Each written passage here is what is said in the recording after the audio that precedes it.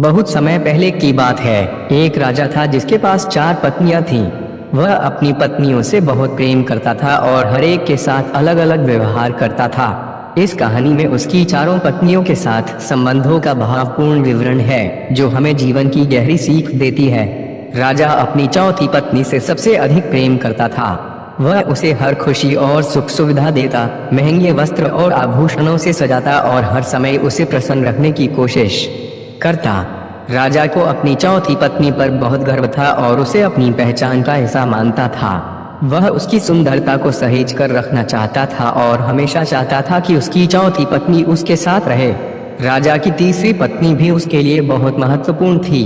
वह उससे भी बहुत प्रेम करता था और अक्सर उसका साथ लेता था। लेकिन राजा को हमेशा यह डर सताता था कि कहीं उसकी तीसरी पत्नी उसे छोड़कर किसी और के पास न चली जाए। इसीलिए वह हर समय उसे अपने पास रखता था और उसका खास ध्यान रखता था।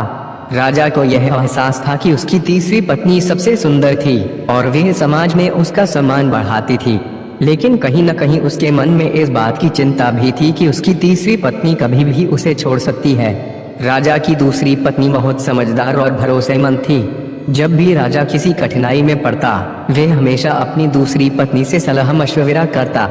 उसने कई बार राजा की समस्याओं का समाधान निकाला और राजा को संकट से बाहर निकाला।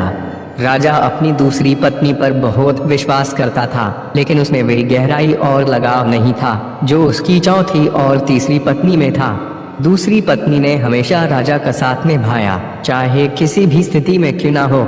राजा की पहली पत्नी थी जो उसके साथ सबसे पहले थी और जिसने राजा की हर कठिनाई और खुशी में साथ दिया। लेकिन राजा ने उसे कभी भी वह सम्मान और प्यार नहीं दिया जो वह हकदार थी। वह सदा राजा की परवाह करती और उसके लिए कुछ भी कर सकती थी। राजा ने उसे हमेशा नजरअंदाज किया और उसके साथ सबसे कम समय बिताया। हालांकि वह हमेशा राजा की भलाई की चिंता करती, लेकिन राजा ने उसे हमेशा अंतिम स्थान पर रखा।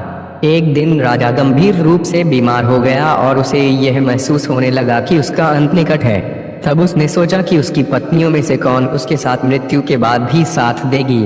इस विचार से प्रेरित होकर उसने एक एक करके अपनी पत्नियों से पूछा कि क्या वे उसके साथ मृत्यु के बाद भी साथ चलेंगी।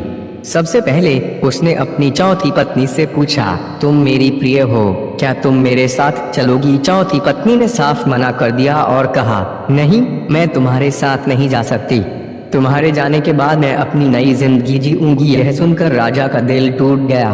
फिर उसने अपनी तीसरी पत्नी से पूछा, क्या तुम मेरे साथ मृत्यु के बाद चलोगी? तीसरी पत्नी ने जवाब दिया, नहीं, मैं तुम्हारे साथ नहीं चल सकती।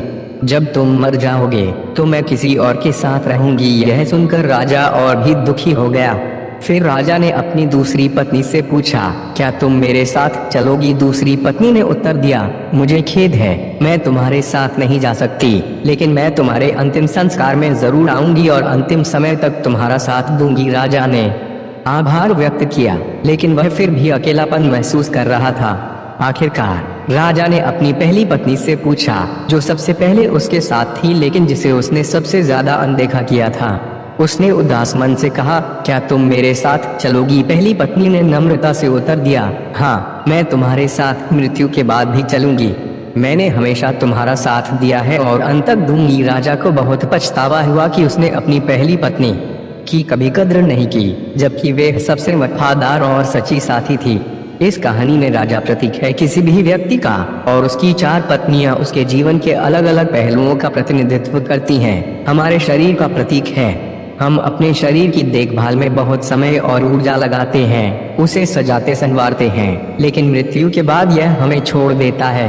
हमारे धन और संपत्ति का प्रतीक है। हम जीवन भर इसकी सुरक्षा और संरक्षण में लगे रहते हैं, लेकिन मृत्यु के बाद यह दूसरों के पास चला जाता है।